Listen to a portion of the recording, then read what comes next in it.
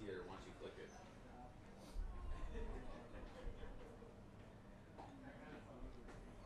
And you guys should be live. You're live. You're live. Go for it. Hi, everybody. Welcome to ASMP Experts and Masters, the new podcast and live stream event by the American Society of Media Photographers. We're going to be talking to Doug Menuez today, but first I wanted to quickly introduce me and my co-host. I'm Luke Copping. I'm an editorial and commercial photographer from Buffalo, New York, and this is my colleague Tom Kennedy. I'm Tom Kennedy, Executive Director of the American Society of Media Photographers and a former Director of Photography at National Geographic as well as the Washington Post. Thanks, Tom. We're recording live here today at the Adorama Learning Center in New York City, so we want to give a big thanks to Adorama. We also want to give a big thanks to Photo Brigade and Robert Kaplan for helping us produce this event. We're going to be talking today to Doug Menuez. We're going to be touching on a lot of topics ranging from the intersection of art and commerce to technology to Doug's work documenting Silicon Valley and his work going forward, what he's doing now. So I'm really going to hand it over to Tom. Tom's going to introduce Doug, and we're going to get started with our conversation. All right, Luke, thank you. And as we said, Doug is an editorial photographer who's probably best known for his work on Silicon Valley in the early days of Silicon Valley. And the work culminated in a book called Fearless Genius, which has now become a much larger project. And last October, Luke and I and Doug sat down for lunch while we were at Photo Plus Expo and had a very fascinating conversation about where Doug is trying to take things these days and sort of the arc of his own career.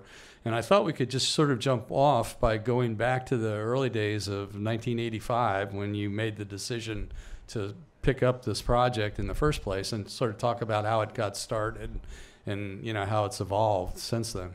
Sure. Well, first of all, thanks so much, Luke and Tom, for having me. And I'd also like to say that lunch was really important for me, and I just think all ASMP members are just thrilled that you're involved and you've come here and taken on this burden.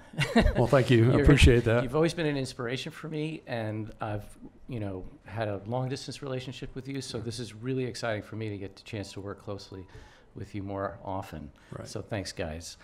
But to answer your question, I was an editorial shooter full-time for magazines, Time and Newsweek and Life and People, and flying around, and I got this assignment to cover the famine in Ethiopia, and I just spent a month there crossing the Sahara into Sudan with the rebels, and then conflict and famine, and you walk into a camp and there's 100,000 people, and I'd seen a lot of death and harm at that point, but I was overwhelmed, honestly. Mm-hmm. I was just blown away by the scale of human suffering that I saw. And when I came back to the Bay Area, I had this feeling like, wouldn't it be great if there really was meaning to life, that I could find something tangible, positive evidence of progress for the human race, because this whole man's inhumanity to man thing that I've been doing for 10 years as a journalist was getting me. And that same year, Steve Jobs, or a few months later, announced he was going to build a supercomputer that would transform education. And we know in journalism, education is the source of every social issue. Mm-hmm. And that got me interested. He had just been forced out of Apple from the height of fame and power, and he had to start all over. So if he's going to build a supercomputer to transform education, I figured the stakes are high. And I was really interested to see what this guy, who had done so much already, could do. So I reached out through friends, and I got access to him, and I told him I wanted to document his comeback, which was on the back of everybody's mind, but nobody said that. Anyway, he laughed. And then I told him I wanted to document his process of innovation, understand how that worked with his team, building the computer, inventing it from inception to shipping. And that he said, well, that could be 2 or 3 years. And I said, that's what I want. And by the way, Steve, I want total access, day and night, your office, the boardroom, the secret R&D lab, and I want to publish it in Life magazine. And to my great surprise, because he knew his reputation at the time, he smiled and he said, great, let's get started. Shook my hand and walked away. So that was basically it. So I began work, and I did spend 3 years there. And I think we developed a really good relationship. There was this trust, and because of that trust, all doors opened. And I became obsessed with this, what I felt was like discovering a hidden tribe. It was different then. They were really into, believe it or not, this sort of humanist idealism. They knew they were inventing cool tools that would make money, but money was secondary. It really was about improving the world with this amazing stuff. So I felt like I was finding this group of people that were overlooked, that were misunderstood, and that had this tremendous power they didn't even know they had. Mm-hmm. And they were inventing a new culture. And ultimately, because Steve trusted me, every door opened, and I went out into the Valley and got access to almost every major innovator during the 15 years that I was shooting. And this huge rise, and then the collapse in 2000 happened, and I ended my project then because it went from this noble cause, as Steve talked about it, to this greed-fueled gold rush that was unsustainable and no longer interesting to me. So when you got started, I know you talked, we talked in October about the fact that you had had 3 epiphanies as you began the project coming out of the experience in Africa. Can you talk about that a little bit? That actually was after the project. I kind of I was working as a freelance photographer, transitioning from editorial into commercial work. And by the late 90s, the culture had shifted from aspirational advertising to they wanted authenticity. The people were more sophisticated.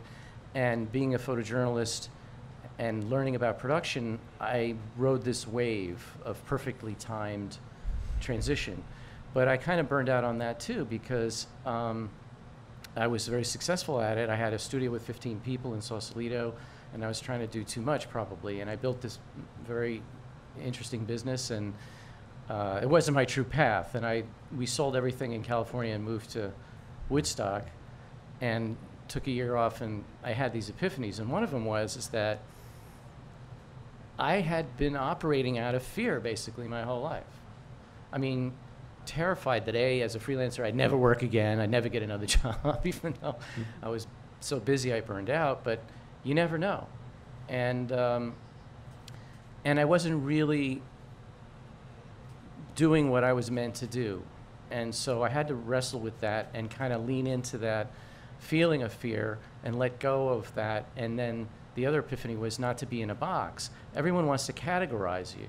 But I'm interested in photojournalism, we're shooting everything. We're shooting food, we're doing, celebrities, we're doing hard news, crack houses. We're just curious people.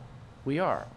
So I don't want to be in a box, and particularly in commercial work, they want to say, oh, this guy is portraits, and this person is celebrities, and this person is... Anyway, I like to do everything, and so I wanted to reinvent myself as a visual storyteller without a category, but I might wake up in the morning and I'm a photographer, but I'm not necessarily going to be locked into one thing. So I might be shooting a documentary about homeless people that day, or I might be shooting pictures of my son playing guitar, or I might be on assignment for GE in Brazil. It's just in France, for example, Doisneau wasn't categorized in France. He was just an artist. He was a photographer, and he did tons of commercial work, and that was what I was trying to get at. So that was the second epiphany, don't be in a box. And the third thing, this is the secret of happiness. I'm going to share this with you today. This truly is. You think I'm joking, but I'm not joking. Learn to say no to anything that makes you sick to your stomach. Or anything. That is like seeing somebody you don't want to see. Because life is freaking short. That's what we also learn is photojournalism. You see so much sudden death. So that was the hardest thing. No, I think is the most powerful word in the English language, but that is really hard because when you say no, man, you could burn some bridges. Anyway, I ended up saying no to everything that made me unhappy for a year, and it was like this weight lifted off my shoulders, and I became incredibly happy, thus realizing I'd been unhappy my whole life. People thought I was a really happy guy, but I wasn't. There's some elements that I wanted to touch on too, because I was also present at that lunch, and I felt like a bit of a fly on the wall for this amazing conversation between you two. But you touched on something that you'd been talking about in one of your workshops, and I think you just touched on it briefly, talking about these epiphanies that led to this transformation in your career. But you talked about this notion of when you're creating your portfolios, what goes in your portfolio versus the work you really, really want to be showing. I'd love if you could expand on that a little bit more, because I think it's super relevant to a lot of emerging photographers. I appreciate you mentioning that. That was key to this whole thing for me is, I went to art school. I was trying to be an artist from the age of 10 to my first newspaper job. And I went to art school. I studied art, and I was living in a commune in San Francisco, and this photojournalist came in and said, you got to drop out of art school and come study photojournalism with me at San Francisco State. And I did. And I felt like I could bring the aesthetic and the subjective into journalism, and journalism became a cause for me. But you're also shooting for 3 million readers at Newsweek or whatever it was at the time. So you're not really able to shoot what you're most interested in. It's necessarily, you're serving the public good. And then when you get into advertising, it's even more conscripted. But I felt like I wanted to be hired for my eye. I wanted to be hired for what I bring, the different skill sets that I bring. So I figured out this edit of pictures that each image that I put in the portfolio was something I truly love. This is what I would love to do. Typically, you're advised, oh, that won't sell. That's too esoteric. That's weird. You need to put in commercial images if you want to get hired to do commercial work. Or if you want to be a photojournalist, you need to put in classic documentary photojournalism pictures, sports and fires and what have you. And I made this portfolio that I called the FU portfolio because it was kind of, and my agent said, this is a suicide mission. And I made this thing, and it was just all this stuff I really loved. And I would be thrilled to be hired to shoot that. And I kind of created a definition of myself through that. And it exploded. It hit the right chord at the right time. It was a tight edit. So what I try to do in my workshops where we're talking about this is get people to show the work they're afraid to show. Show me the stuff that your marketing person or your agent or your parents told you to throw that away, that's never going to sell. Show me the stuff you're excited. What gets you up in the morning? What makes you excited? Why did you even become a photographer? Show me that stuff. And they pull it out, and it's this stuff that they show me, and damn, it's like, oh, I wish I shot that. I hate you. Always, every time. It's like the stuff that I see that people are hiding. Okay, the problem is, yeah, there's a big disconnect between what you truly love and getting work. And typically people have these portfolios that gets them a certain amount of work. And they get to a plateau and they're stuck. And then they're asked to repeat that thing over and over and over. And the next thing you know, 10 years go by and you're looking at yourself in the mirror going, man, if I have to shoot that thing again, I'm going to kill myself. So there is this process you have to bring, and it's called learning business. So you make your purest version of yourself portfolio. You make that. Then you go and learn business skills. You got to learn how to write a business plan, and that's what I did. I went to the library, I cracked a book, figured out double ledger entry accounting, and I wrote a business plan. I got an SBA loan, and you figure out a marketing strategy for this weird shit. Sorry, this weird stuff that you that no one wants to see but you. And by the way, if you follow my advice, you'll probably fail. At first, anyway. Because the thing is, you can't be for everyone. You got to be for the smartest people who get what you bring. And by the way, those creative directors usually have the best budgets. And because you're different and you're not for everyone, you're more expensive. Anyway, this is all theory until you can make it work. Of course, getting to the part where it starts to work is what that business side does for you. Learn how to create a marketing strategy and learn how financing works so you can fund yourself while you build the new business. Well, there was a lot that made sense to me in what you said that lunch. I'm happy to say that I kind of took that advice to heart. I went home after Photo Expo that week and I sat down and I made my FU portfolio. Damn. And it got me in this headspace. Don't blame me. It's totally changed how I define the direction of my work, and it's given me a lot of clarity about what I really want to be shooting. But this notion of business and where art intersects with commerce is really fascinating. I mean, at ASMP, that's what we talk about. We talk about teaching photographers to have sustainable businesses, how to be intelligent and smart and optimize what they're doing to get the most out of their work, you know? And you've had a really interesting insight to this with your experiences in Silicon Valley, and you've also added in this realm of where how the changing technology and kind of this future-looking view has shaped, you know, how you've transformed your business model. Well, I just want to go back to what you just said about the ASMP, because honestly, my first ASMP meeting had that same effect on me. What you were saying, you learned something from me.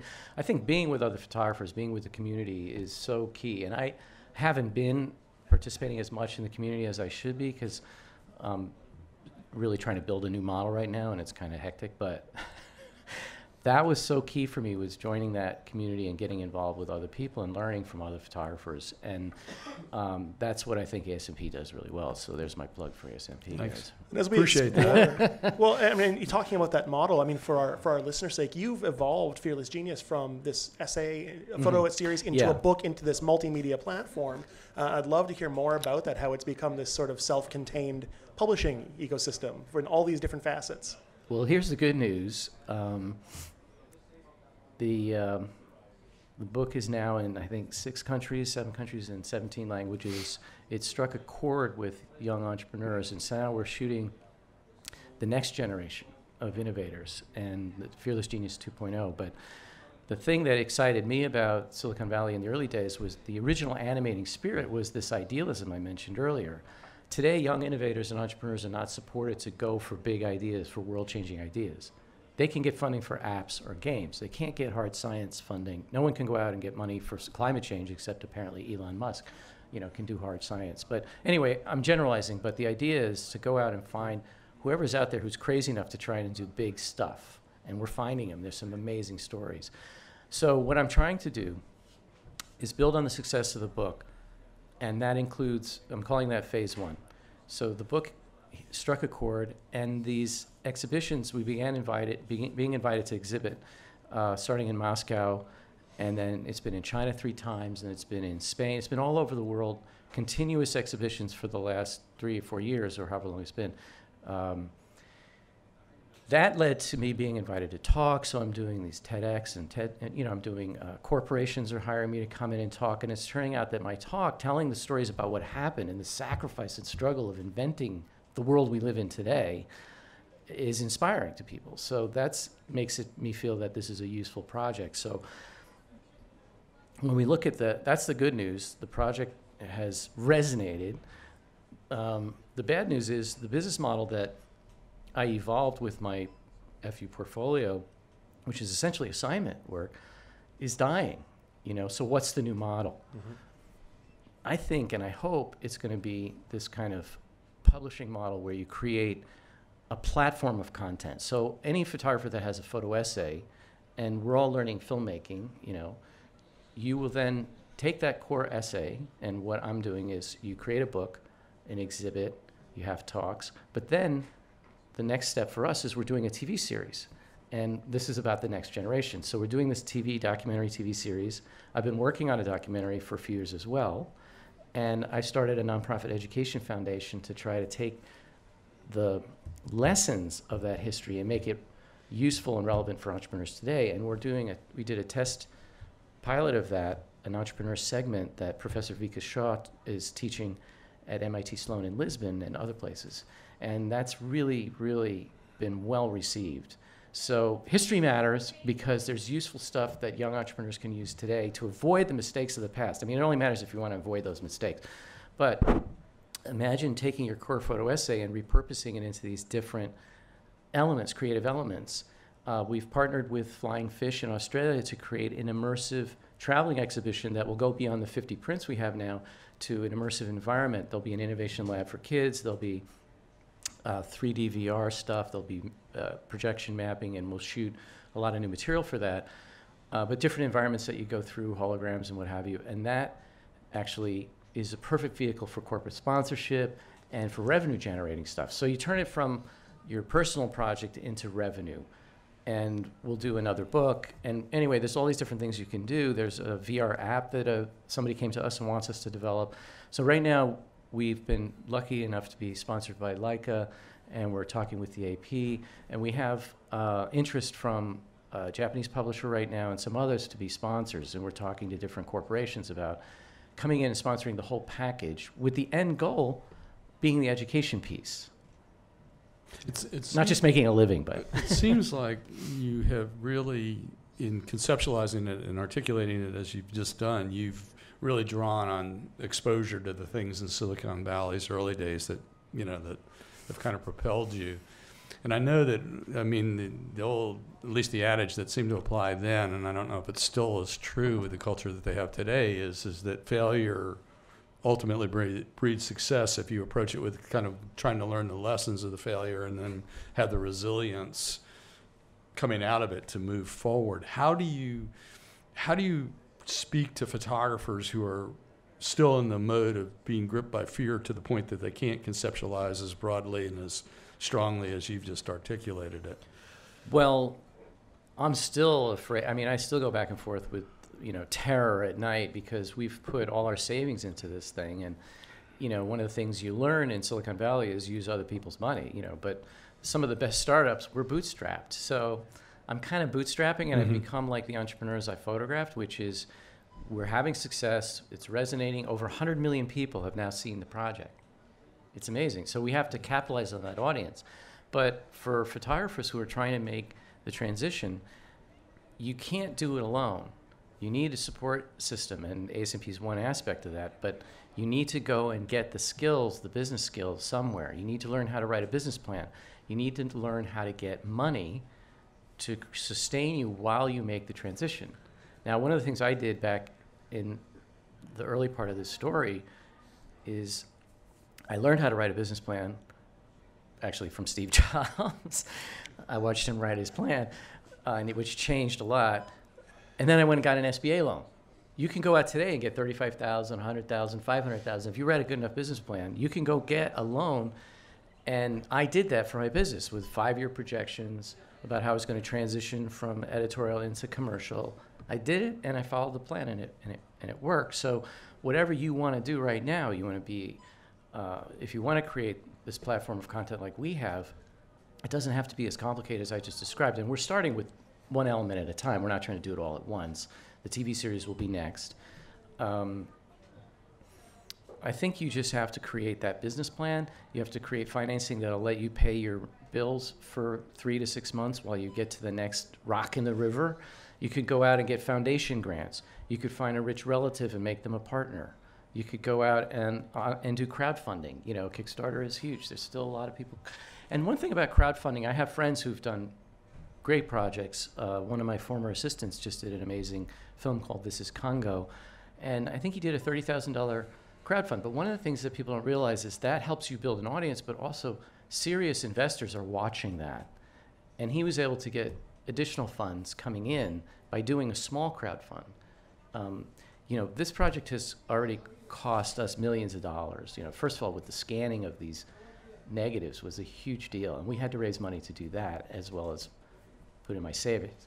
So I guess, yeah, I'm kind of a free spirit and spontaneous, impulsive, but you got to have a plan. Aside from the business plan, I know you do some teaching and workshops as Yes. well. I know you've got a bunch coming up. But if there was one thing that you've taken from working with the old guard of tech entrepreneurs and working with the new ones too, is there something in that mindset that you wish photographers would adopt? Well, the one thing I learned the most from Steve and watching those entrepreneurs is you can never give up. You mentioned failure. To these people, they're all in denial. Failure is just a speed bump on your way to the next. It's a thing you overcome. So it's not that failure is okay in Silicon Valley. It's not. It's really not. And actually, if you look at what's happening, they're very, very conservative about their investments. Most of them fail, so they have to be in some ways. But I think failure is a great motivator. But I think if you can kind of get yourself in the mindset that no matter how tough it gets, you're not going to give up, and focus every day on something positive that's happening, and look forward and keep working every day on some aspect that you can make some progress on, you just get through. It's amazing. There are days where you feel like this is, I'm not going to make it. And if you can turn your head around and just focus on one thing you can get done that day, you can keep going. So if you have a plan, if you can raise money and create a team and a support system, that's what they do in Silicon Valley. This is what it's about. You have to have a team. Well, talk to me about that a little bit, because obviously you've had the success of creating that kind of a team for yourself, and that it's really propelling you forward in this project. How do you kind of go about figuring out what you need in a team and who can help you, and that sort of thing?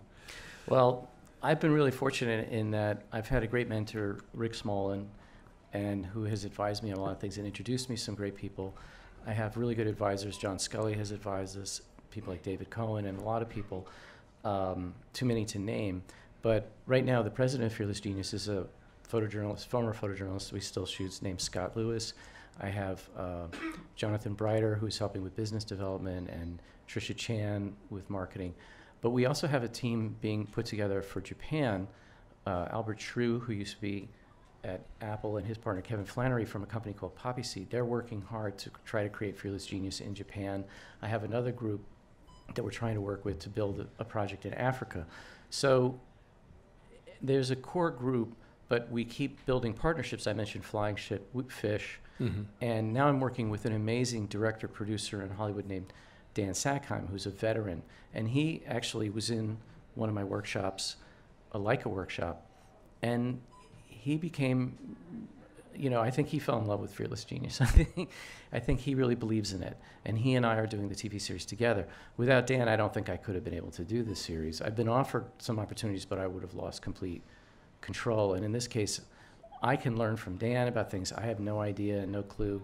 And he's excited about being able to produce something that has some meaning for both of us. We really think we can use the series to inspire our next generation. I'm getting emails and letters from people that I know it's having an impact on. So I really think we can do something meaningful with that series. So that's a long answer, Tom. Sorry. That's okay. That's okay. It seems one of the things that I'm struck by listening to you is that there is a joy to your spirit that I think is animating this in a way. I mean, underneath, you know, and I feel like when I encounter a lot of photographers these days, that joy is missing.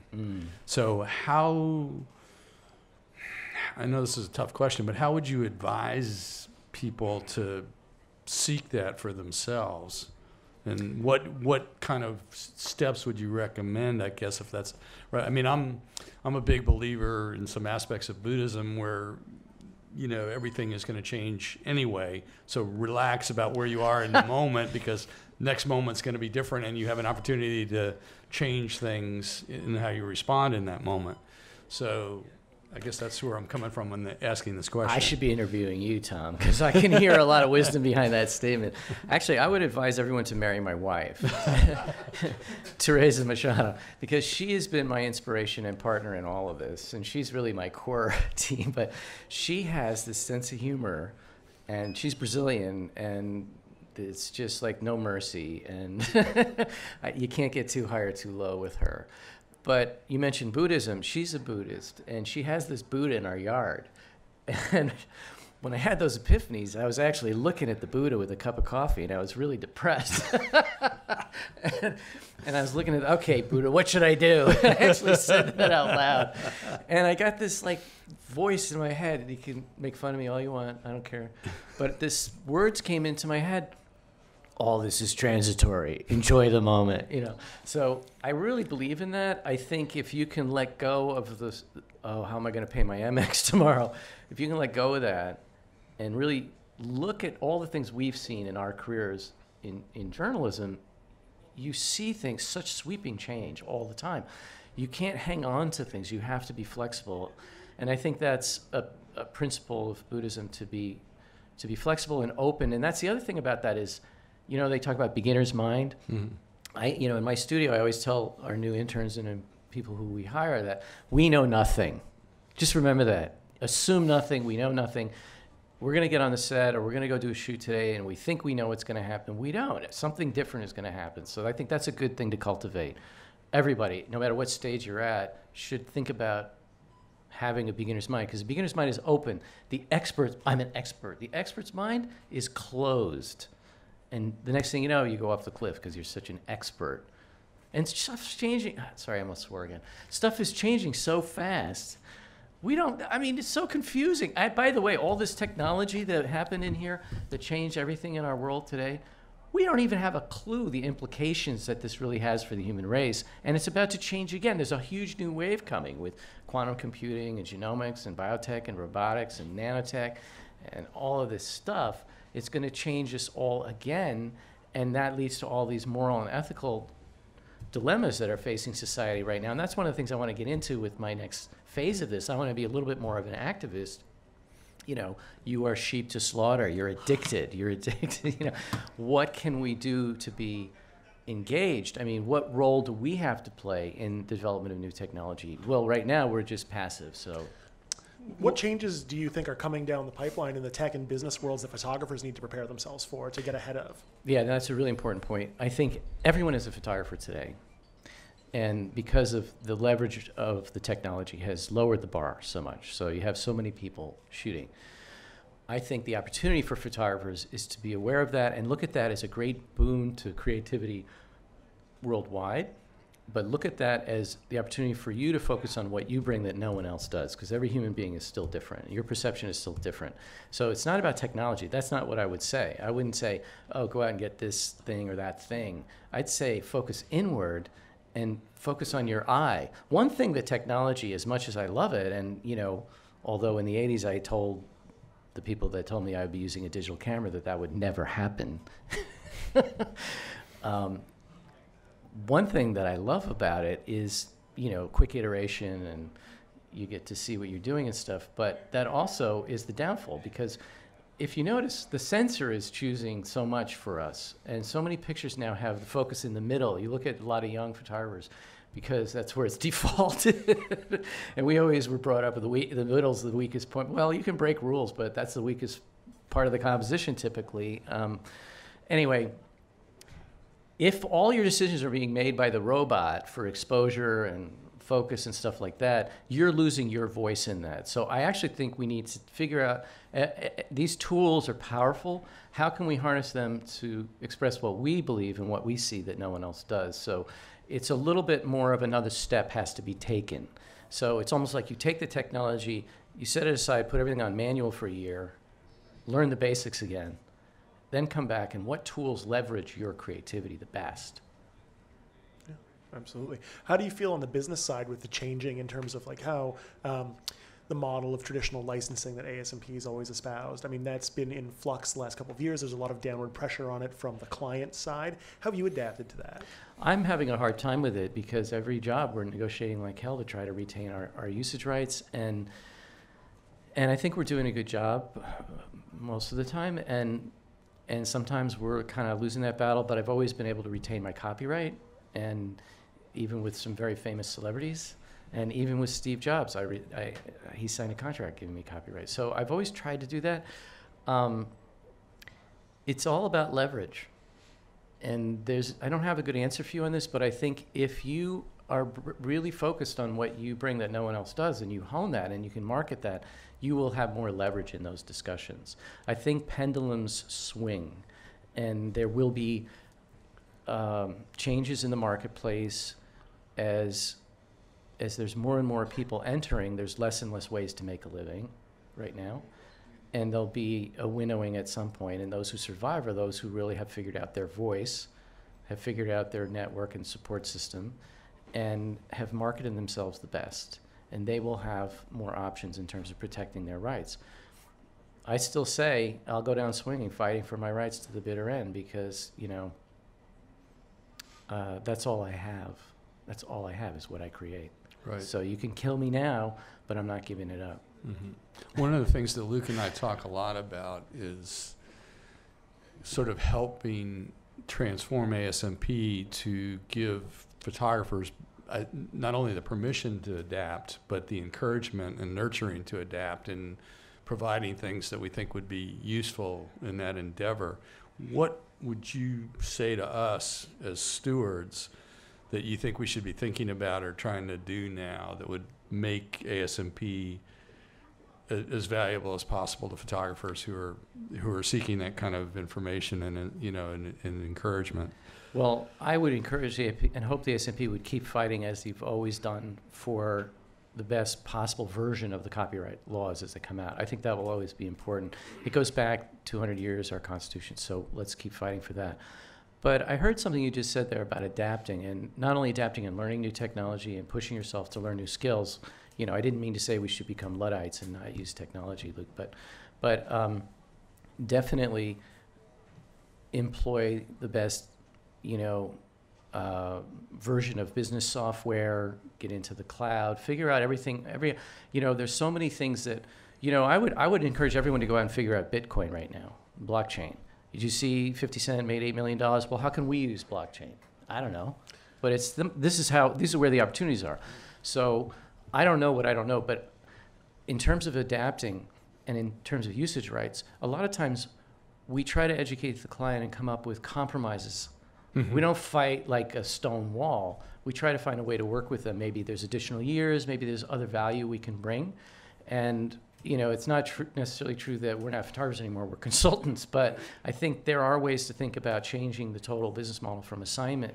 And one of the things I'm hoping with this, by creating this platform of content, I bring other value. So I'm invited in to photograph something, but I'm also invited in to talk to the senior staff, the senior executives, or I'm invited to share my experience. So there's a richer engagement for me, and I think other photographers as well who have done unique projects, for engaging in the corporate client directly versus necessarily all about ad agencies. We're storytellers, so let's figure out how to use that and harness that. Then it's not even a question of rights because there's respect for your work. Yeah, I've always said that, I think that the challenge that we face is getting photographers comfortable with the idea that they're partners and on the same side of the table, not across the table, so and that collaboration to address the deepest needs of the client is really what's going to win them at the end of, win for them at the end of the day. If you want to do commercial work, even editorial work, you should be reading Fortune, Business Week, you should be reading Fast Company, Wired. You should be absolutely on top of what's happening in business news and technology news so that you understand the clients. The typical lifespan of a marketing director today is about 16 to 18 months. Often, I read the business page of the New York Times every day. Often I'll know more about their business than they do because they're so new. And I might have shot their campaigns before and learned intimately the problems in their audience and their market. I think coming out of journalism into commercial, I couldn't have been more lucky and better educated because, the skills you learn as a journalist, advertising is all about learning the story, learning the facts, and then only showing the good ones to sell the product. But it's the same process in many ways, that research. Mm-hmm. And so I think photographers have to really improve on that. But what you said was really great, Tom. I just want to second that. Approach the project as a partner. Your goals are the same goals. If you have a problem with that company, don't work for that company. But if you're going to take that job, you should be there to make them win and serve their needs. I think that in that way, you can merge art and commerce. One of the things I didn't say before about creating that FE portfolio and marketing, showing what you want to work and getting hired to do what you want to do, that means you're going to be happy shooting that job. Right. You're not just shooting that job and thinking, I'm going to use this money to go shoot my project in Brazil, and I hate these people, and I hate what I'm shooting. Life is too short. You got to love what you're doing every single day. So if you can define yourself, then it's like a commission. Oh, I'm being commissioned by this corporation to... Do you know Cartier-Bresson did commissions for IBM? Larry Fink did commission. It's really about being the purest version of yourself and interacting with the Medicis out there. Who's got the dough? Who's got the dough that can, but then you can bring dignity and pride in what you bring because you've really thought hard and honed that. And you're bringing something as equally valuable to them as anybody that they work with, because particularly for marketing, you think about that inverted pyramid. Here's of course, print advertising is dying, but here's a 2-page print ad, right? If the picture isn't stopping people from turning the page, nobody's reading that copy and they're not selling anything. That campaign might have cost $50 million, $300 million, whatever it was, and they paid the photographer how much for that 2-page spread? Maybe the whole campaign cost $100 grand, $200 grand, maybe $500 grand, whatever.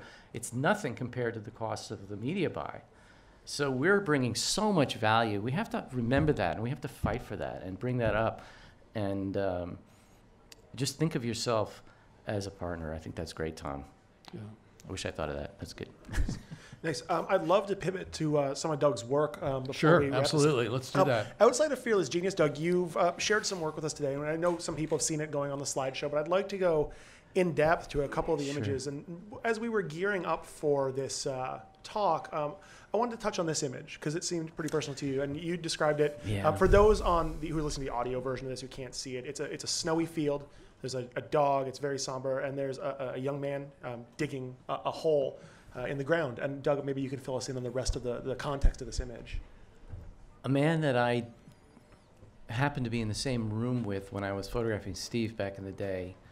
I met actually for the first time only about 3 years ago, named Michael Chrisman.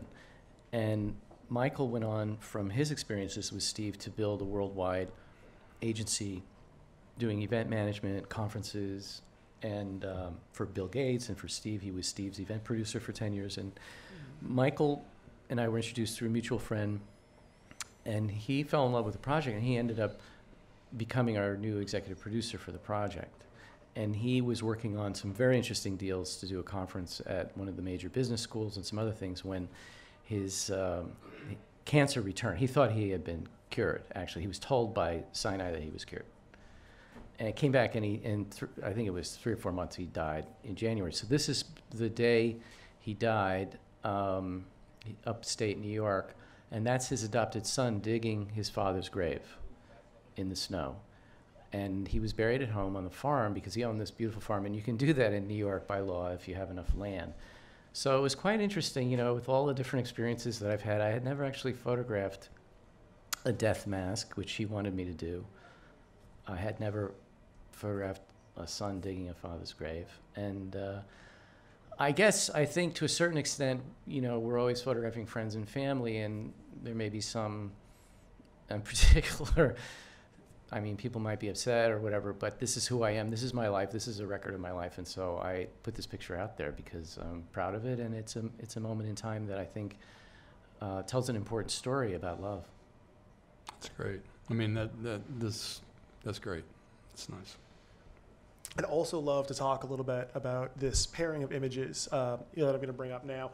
It's Charlize Theron, the actress, sitting on a picnic table under a pavilion, and then following that up, and we'll be posting these on our ASMP blog so you all can see the images as you listen along. There's a portrait of Dr. Jane Goodall as well, and these are from the same series, and I'd love you to talk a little bit about this project too. Yeah, that was in the Congo, and Charlize has two foundations. She's a badass. Can I say that? Sure. Okay. Badass. She's like got this foundation dealing with rape victims in the Eastern Congo, one of the most dangerous places on earth. And she just goes there, and that's not a big deal for her. But she wanted to learn the ins and outs of foundation structuring and fundraising from Jane Goodall, who's created one of the most important foundations in the world for saving the rainforest and chimpanzees and stuff. So and this gets back to the FU portfolio. I wouldn't have gotten this assignment if I hadn't done what I described to you guys. So this was for Sundance Channel, the Iconoclast show. And they needed somebody that could do two things, documentary of the show and celebrity portraits.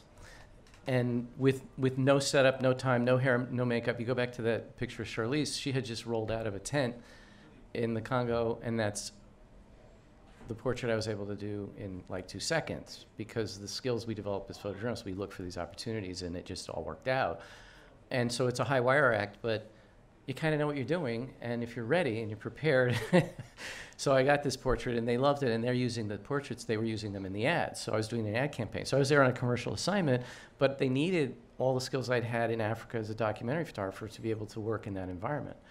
And you know, and we had 18-year-olds with Kalashnikovs and Toyota trucks protecting us every day, driving us to Jane Goodall's reservation there. And anyway, so that combines a lot of stories there. But Jane and was very kind of cold to Charlize. She's like this Hollywood star, and by the end of it, we were drinking whiskey around the fire, and they became best friends every night. You know, telling stories. So they bonded over that. That's great. So as we come up to the end of our time here, in parting, I'd love if you could let people know where they can find out more about Fearless Genius, find out more about your workshops, and if you wouldn't mind, I'd love it if you would leave a single piece of advice. If you were to give a piece of advice to someone who is starting their career today, day one as a professional photographer, what is the single piece of advice you would give that person? You know, it'd just be the sum total of everything we've done. Just figure out who you are and why you are here. That's the first thing.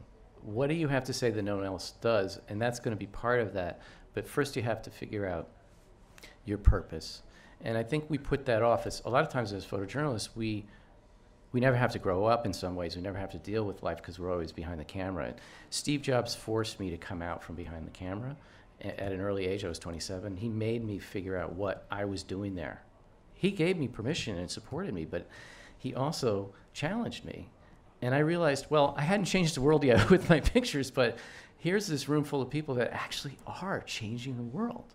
So all I got to do is take a picture, a record. All I had to do was create a record of them. So that became my purpose. So I think every young photographer should figure out what turns them on, what excites them, why are they here, and then just follow that.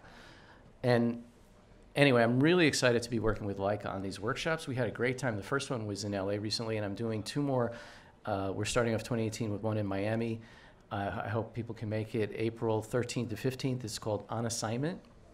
And I'm going to recreate what it was like to work for these great magazine picture editors at Newsweek or Time, of the things I went through. And we're actually going to shoot like real assignment for the weekend. And it'll be tough, it'll be challenging, but we'll also have fun. And then we're doing one in New York, June 22nd to 24th with Leica. It's on the Leica Academy. The Fearless Genius information is fearlessgenius.org. Great. All right, Doug, thanks so much for your time today. Thank you, guys. And thanks, everyone, for watching along. I'm Luke Thank you all. Copping. This is Tom Kennedy. Thanks and, a lot, everybody. We're going to be back in just a little bit with another episode with Alyssa Meadows from YPA. So Yay. stay tuned in a little while. Thanks, Go Doug. This has ASMP. been awesome. Really appreciate it. I'm honored. Thank you. I'm honored. Luke, great job. Thanks. Thank you, Lou. Great questions.